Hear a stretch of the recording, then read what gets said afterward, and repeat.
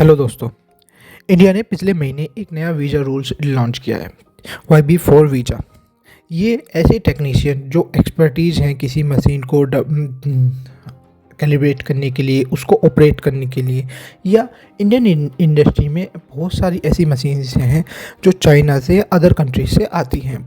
अब उनका कैलिब्रेशन का काम, उनमें जो प्रॉब्लम्स आती हैं उनको देखने का काम, वो सारा काम जो करते हैं वो फॉरेन वर्कर ही ज़्यादा एक्सपर्ट हो पाते हैं, क्योंकि वो मैन्युफैक्चर और डेवलप जो हुई हैं उनकी फैक्ट्री ओवरऑल वो वहीं होती है।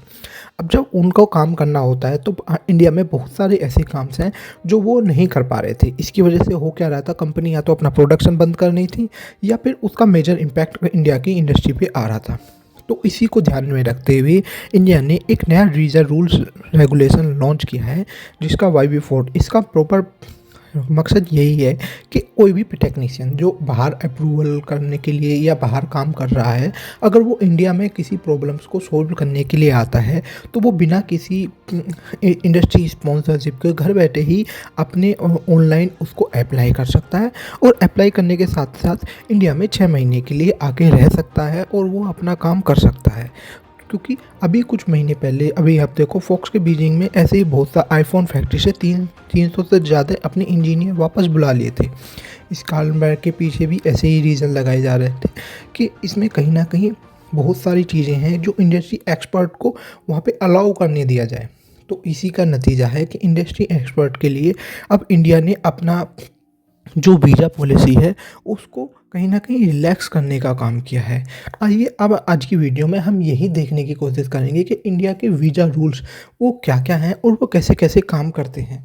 तो इंडिया वीज़ा रूल्स के ऊपर ही आज हम फोकस करने वाले हैं। तो चलिए दोस्तों, स्टार्ट करते हैं। इंडिया के वीज़ा रूल्स में सबसे पहले हम ये समझते हैं कि अगर किसी बाहर के देश के बंदे को बाहर इंडिया में आना है तो उनको काम करने के लिए प्राइमरी रिक्वायरमेंट होती है कि एक तो इंडस्ट्री का स्पॉन्सरशिप मिलनी चाहिए। इंडस्ट्री स्पॉन्सरशिप के साथ में वो यहाँ पे आ सकता है और 5 साल के लिए काम कर सकता है। पर उसके लिए एक नया रूल और है, तो उसकी जो इनकम है वो उसकी सैलरी $25,000 से ज़्यादा होनी चाहिए। अब ये रूल्स इसलिए लाए गए थे क्योंकि 2009-10 में ऐसे बहुत सारे चाइनीज़ वर्कर जो इंडिया में नहीं रहते थे, वो इंडिया में रह के काम करने आ गए थे, क्योंकि इंडिया में लेबर कॉस्ट की बहुत ज़्यादा कमी थी जो स्किल्ड वर्कर थे। पर हमारे यहाँ जो खुद की लेबर कॉस्ट है वो बहुत ज़्यादा अवेलेबल थी, पर वो स्किल्ड नहीं थी। तो उसको सिखाने के बजाय इंडस्ट्री ने क्या किया कि चाइना से या अदर कंट्री से लेबर उठानी चालू कर दी। तो उसकी वजह से जो इंडियन है उन्होंने एक नया रेस्ट्रिक्शन लगा दिया, जिसकी सैलरी अगर किसी भी वर्कर की होगी $25,000 से, तो भी उसको इंडिया में एंट्री मिल पाएगी। अब इसके साथ में एंट्री करने के साथ में वो यहाँ पे आके काम कर सकता है। वो 5 साल के पीरियड तक के लिए इजीली काम कर सकता है, उसको कोई प्रॉब्लम नहीं होगी।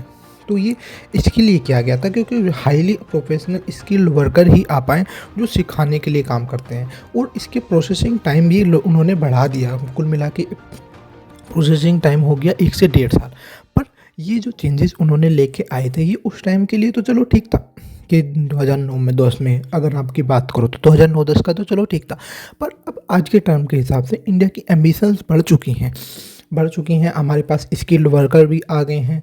अब सब कुछ क्योंकि इसका जो पहले उन्होंने चेंजेस किया था उसका मेजर इम्पैक्ट ये हुआ कि कंपनीज ने फॉरेन जो एम्प्लॉय हैं उनको हायर करना ही बंद कर दिया, क्योंकि इंडियन वर्कर ऑलरेडी अवेलेबल थे। वो उनको स्किल करना की ज़रूरत थी, तो उन्होंने इसको स्किल करना चालू कर दिया और उसका वो गैप फिल हो गया। पर अब यहाँ पे प्रॉब्लम ये हो जाती है कि इंडिया की एम्बिशंस जैसे जैसे बढ़ रही हैं, बढ़ने के साथ साथ में उन जो मशीन्स हैं वो तो इंडिया में असेंबल नहीं हो रही, उनके पार्ट्स हैं वो इंडिया में असेंबल आज तक नहीं हो पाते। जब वो मशीन बाहर से मंगाई हैं तो उनको कैलिब्रेट करने के लिए उनके छोटी छोटी प्रॉब्लम्स को बहुत सा मेजर करने के लिए अभी भी इंडिया में फॉरेन वर्कर्स की ज़रूरत पड़ती है, जो ऐसे हाईली प्रोफेशनल स्किल्ड वर्कर होते हैं जो आके इंडिया में काम करेंगे। तो उसके लिए ये स्किल्ड वर्कर की ज़रूरत है, तो इसके लिए इंडिया को अभी भी रिक्वायरमेंट आई। तो उसकी वजह से हो क्या रहा था कि इंडस्ट्री या तो अपना प्रोडक्शन इंडिया में बंद कर रही थी या फिर वो उसका काम डिले होता जा रहा था। इसके बहुत सारे हमारे ऐसे ही एग्जाम्पल मिलते हैं। तो कुल मिला के इंडिया ने अभी मेजर रूल ये निकाला है, क्योंकि जितने भी वर्कर है, अगर कोई फॉरेन वर्कर है तो वो इंडिया में आ सकता है, और वो आ सकता है लिमिटेड 6 महीने के पीरियड के लिए। और वो घर से भी मतलब ऑनलाइन अगर वो अप्लाई करना चाहे अगर, तो वो वहाँ से भी अप्लाई करके और इंडस्ट्री के अप्रूवल के बिना भी आ सकता है। अब वो आके यहाँ पे काम कर सकता है, 6 महीने में अपना काम करके जा सकता है।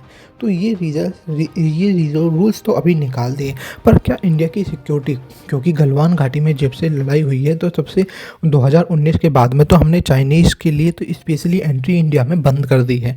तो चाइनीज़ को अब उसका बंद करने का रीज़न तो वो उस टाइम पे तो चलो ठीक था, पर कर दिया था, पर उसका मेजर प्रॉब्लम ये हो गया कि चाइनीज़ वर्कर्स आने इंडिया में बंद हो गए। अब इंडिया की जो जितनी भी प्रोडक्शन लाइन है बहुत सारी में उन्होंने मशीन तो चाइनीज़ की खरीद रखी है, क्योंकि ओवरऑल मशीन वगैरह उनके पार्ट्स वगैरह तो अभी भी चाइनीज़ से ही आ रहे हैं। अब जब इंडियन वो वर्कर नहीं आ पाएंगे, मशीन आ जाएंगे चाइना में, तो उनको कैलिब्रेशन करने के लिए, उनका बहुत सारा काम करने के लिए अभी भी चाइनीज़ लोगों की ही ज़रूरत पड़ेगी मेजोरिटी में।